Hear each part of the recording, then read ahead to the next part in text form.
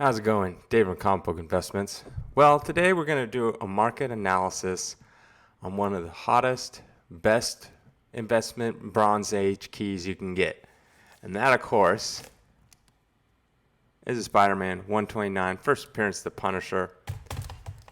I mean, it's the Punisher. Not much more needs to be said than that. He is, he's had his own movies, multiple of them. He's had a TV show. I think it ran for a couple seasons. And yeah, he's just a super popular character. I see his skull logo pretty much everywhere I go. Very, very popular. But let's look at kind of like what's been going on over the last 10 years with, a Spider-Man 129. Anytime people ask me maybe a top 10 best investment books to get, Spider-Man 129 is on there. I can't say enough about this book. So let's get in and see where, what's going on with it. Let's see what kind of investment this can be. All right, so first up, I picked a couple different price range or grade ranges.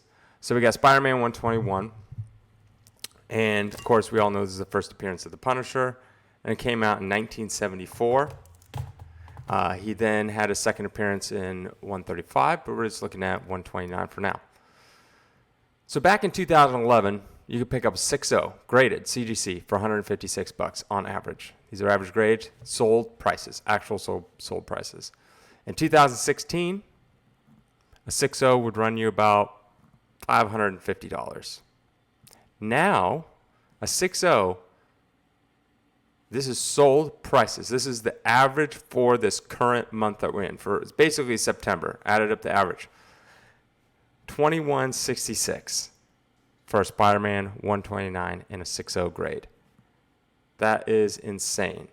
That is a 5-year return of 294% and a 10-year return of 1,289% for a 6.0.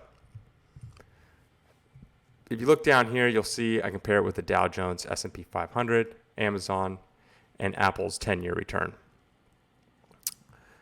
Now, if we go on to the next one, I did a 9.0, and let's see how the 9.0 looks. 2011, you're looking at a 9.0 is going to run you about $567. 5 years ago, it's going to run you about a little over $1,200, and now it sells for an average of $41.57 for a 9.0. That is a 242% return on a 5-year, a 10-year return of 633%. Close to the 10-year return not close to the 10-year return of the 6.0, but that's because it came from so low. I remember buying these books for pretty much next to nothing, and now it's just crazy how much it's gone up recently. Then we got a 9.8. A 9.8 over 10 years ago, back in 2011, would cost you about $4,700. Now, or 5 years ago, it would cost you about $8,700. Now, a 9.8 has sold for $43,000. $43,200.